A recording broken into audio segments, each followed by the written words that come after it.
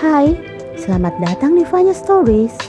Di sini saya akan membahas true story, missing people, dan kisah-kisah menarik lainnya yang ada di internet. So, let's get to the story. Pada tanggal 3 Januari jam 4 sore waktu setempat, polisi dipanggil menyusul laporan penyerangan yang terjadi di sebuah kota bernama Reading, Berkshire, England. Tapi sayangnya, anak laki-laki yang menelpon darurat itu meninggal di tempat kejadian ketika mencoba untuk memperjuangkan hidupnya. Dia mati karena luka di bagian belakang lehernya oleh pedang. Ini adalah situasi yang sangat menyedihkan, dan sayangnya anak ini menjadi korban dari narsisme dan keegoisan orang-orang di sekitarnya.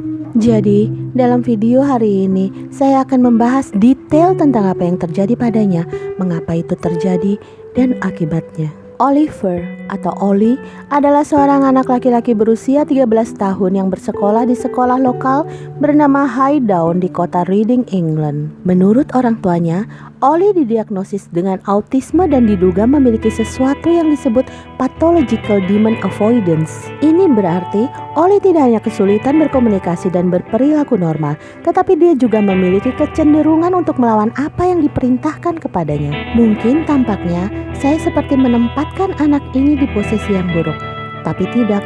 Sama sekali bukan itu yang saya coba lakukan. Saya hanya ingin menjelaskan kesulitan yang telah dialami anak ini sebelum hidupnya dicabut darinya. Dan bagian paling menyakitkan dari seluruh situasi ini adalah Ollie bahkan tidak mati seketika.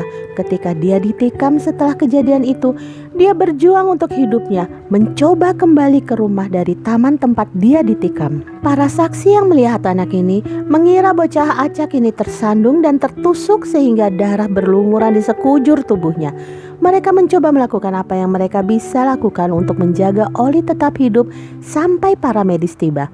Tapi sayangnya, itu adalah usaha yang gagal. Sampai sekarang, apa yang kita ketahui dari polisi adalah bahwa pembunuhannya merupakan konspirasi dari sekelompok remaja, seorang anak perempuan, seorang anak laki-laki berusia 13 tahun, dan seorang anak laki-laki lainnya berusia 14 tahun. Mereka semua telah didakwa dengan konspirasi untuk melakukan penganiayaan. Sejak itu, mereka ditahan di pusat penahanan remaja dan tanggal yang ditetapkan untuk persidangan mereka adalah 21 Juni 2021. Dikatakan bahwa persidangan itu sendiri akan berlangsung antara 5 hingga 6 minggu.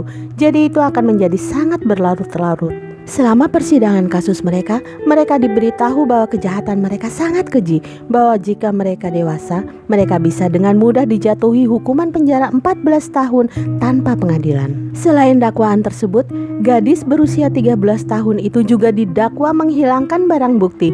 Dengan kata lain, dia ditemukan tidak hanya menghapus informasi dari ponselnya yang mengaitkannya dengan pembunuhan itu, tapi juga menyuruh kaki tangannya untuk melakukannya. Keluarga Oliver menggambarkan cobaan ini sebagai mimpi buruk setiap orang tua, dan mereka menyampaikan pesan terima kasih kepada semua orang yang mencoba membantu dengan cara apapun yang mereka bisa, termasuk seorang dokter yang tidak bertugas yang mencoba menyelamatkannya ketika dia menemukan Oliver sedang berjuang dalam perjalanan pulang. Ini brutal.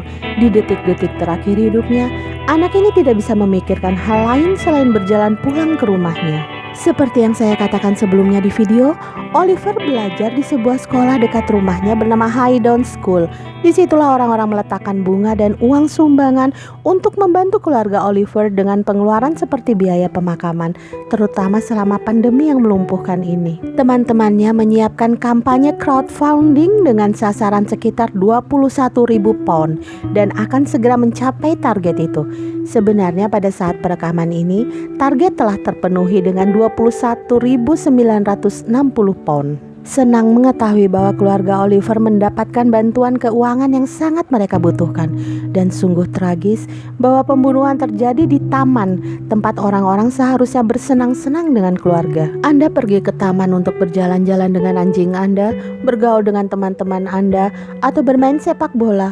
Apapun masalahnya, tapi sekarang setiap kali orang pergi ke taman itu, mereka akan diingatkan tentang pembunuhan yang keji terhadap seorang anak berusia 13 tahun yang terjadi di sana. Jangan lupa bahwa Oli pernah didiagnosis autisme, yang artinya dia kesulitan berkomunikasi dan menavigasi dunia menjadi seorang remaja berusia 13 tahun yang dia miliki seumur hidup di depannya.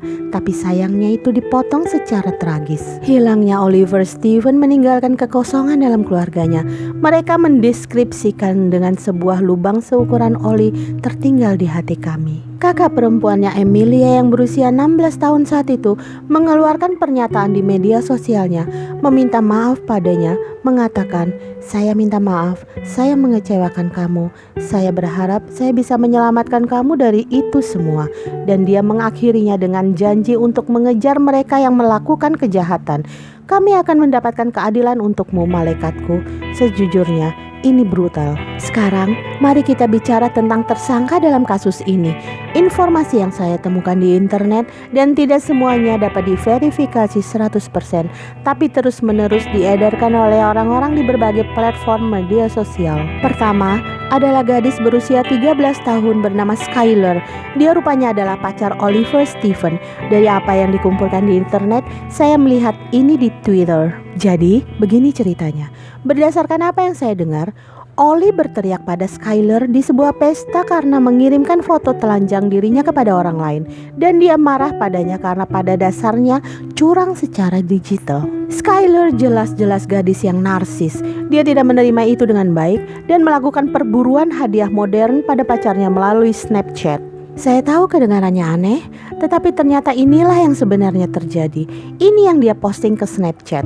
Dia bilang, "Pacarku membuatku kesal akhir-akhir ini, dan kemarin dia meneriaki saya karena saya mengirimkan foto telanjang saya kepada orang lain. Jadi saya ingin menjebaknya untuk dirampok atau ditikam, tapi tidak dibunuh. Jadi tusuk saja dia di tangan atau sesuatu untuk memberinya pelajaran. Saya akan membawanya ke lokasi di mana Anda bisa melakukannya. Snap saya jika Anda ingin melakukannya. Perlu dilakukan minggu ini." Dan tentu saja di bagian paling atas Anda bisa melihat harga yang dia bersedia bayarkan adalah 154 pound. Jadi ya, dia memposting apa yang pada dasarnya adalah perburuan hadiah di Snapchat dengan label harga 154 pound yang diterjemahkan menjadi $175. Di atas semua itu dia berkata bahwa dia akan membawanya ke tujuan untuk dirampok atau ditikam. Atas penelitian yang saya lakukan, saya menemukan bahwa Skyler memiliki halaman TikTok yang memiliki sekitar 25.000 pengikut yang cukup mengesankan untuk anak berusia 13 tahun. Di zaman sekarang ini, setiap gadis berapapun usianya tampaknya cukup populer secara online. Jadi itu bukan kejutan, tetapi sejak insiden itu akunnya disetting ke private, dan sejak saat itu ada sejumlah akun peniru yang menjijikkan mencoba mengambil untung dari kejahatannya. Saya kira mereka mencoba mencuri pusat perhatian atau popularitas. Hal seperti ini terjadi di mana seseorang membunuh orang lain atau seseorang melakukan kejahatan yang mengerikan. Selalu ada akun peniru di luar sana. Itu aneh, tetapi jika Anda mencoba menghubungi salah satu profil palsu ini, mereka kebanyakan diisi oleh troll. Anda mendapatkan beberapa tanggapan dari mereka dengan berpura-pura menjadi Skyler tentunya. Namun setelah publikasi kejadian ini ke publik, jelas ada banyak kemarahan. Orang-orang mendapatkan nama pengguna Snapchatnya, nomor telepon pribadinya, alamatnya. Saya benar-benar melihat foto dokumennya. Saya menemukan bahwa saya tidak tahu apakah mengunduh atau screenshot dokumen itu ilegal, tetapi saya melakukannya untuk tujuan penelitian. Saya tidak memaafkan kekerasan atau ancaman apapun kepada gadis berusia 13 tahun. Dia adalah kaki tangan pembunuhan. Saya mengerti mengapa orang merasa seperti ini, karena jika itu adalah saudara laki-laki saya dan gadis berusia 13 tahun ini adalah penyebab langsung kematiannya. Sekarang, mari kita beralih ke orang yang melakukan kejahatan. Menurut apa yang saya temukan, anak laki-laki yang menikam Oliver Steven di leher dan meninggalkannya mati belum secara resmi disebutkan oleh penegak hukum. Tapi ada gambar yang beredar di internet di mana orang yang mempostingnya mengklaim bahwa ini adalah dia.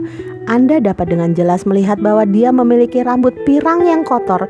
Dia sering memakai banyak warna hitam.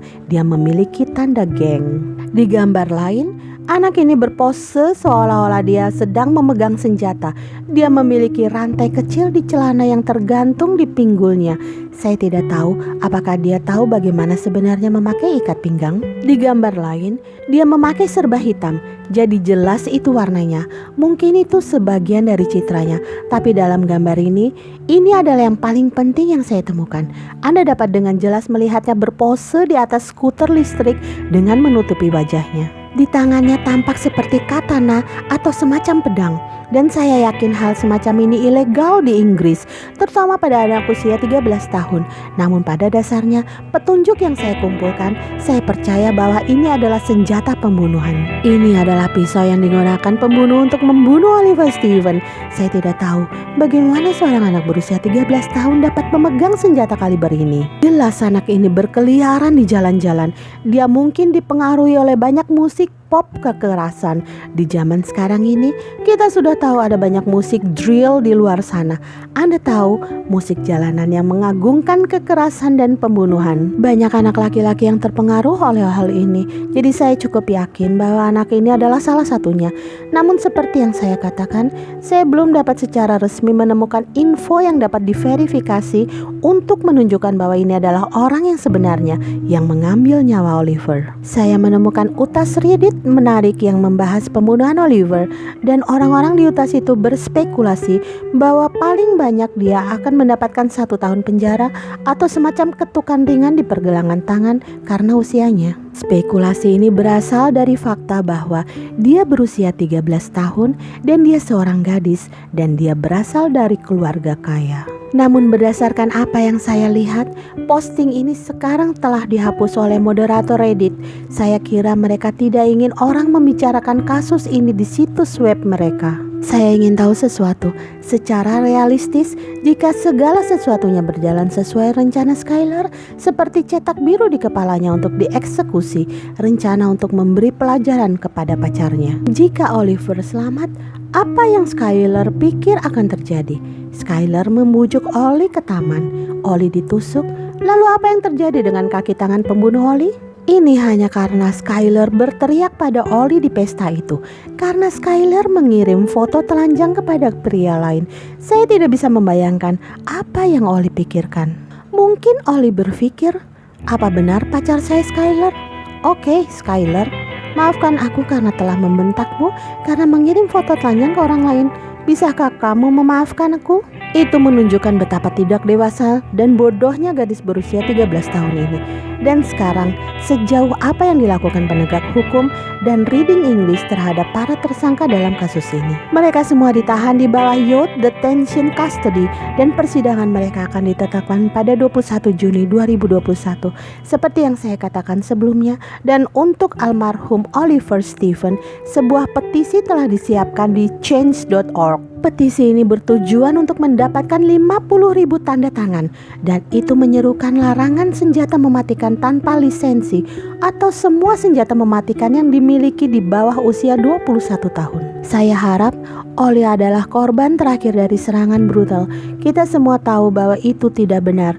Hal terbaik yang dapat kita lakukan untuk mencegah hal semacam ini terjadi lagi adalah dengan mendidik generasi muda. Bantu mereka menyadari bahwa film dan musik pop mungkin mengagungkan pembunuhan dan kekerasan secara umum.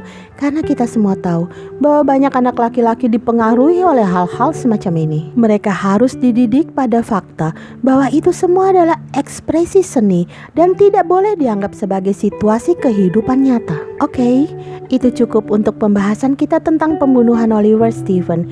Beritahu saya apa yang Anda pikirkan tentang seluruh kejadian ini. Tulis pemikiran dan pendapat Anda di bagian komentar di bawah. Thanks for joining. Jika Anda suka, jangan lupa untuk subscribe, like, dan share ke teman-teman. Sampai jumpa di cerita berikutnya. Bye-bye.